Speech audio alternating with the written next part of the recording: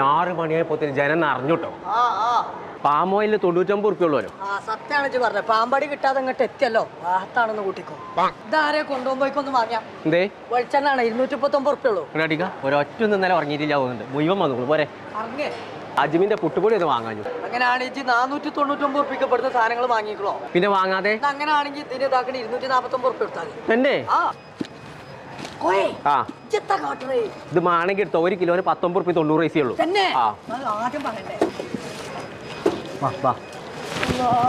നീർക്കൊല്ലേ 1 kilo 659 ഉറുപ്പ ഉള്ളൂ.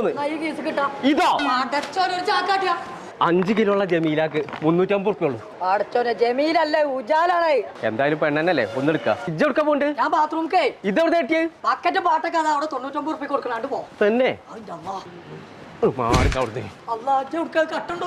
മാണെങ്കിൽ എടുത്തോ. 32 ഇഞ്ചിന്റെ smart T V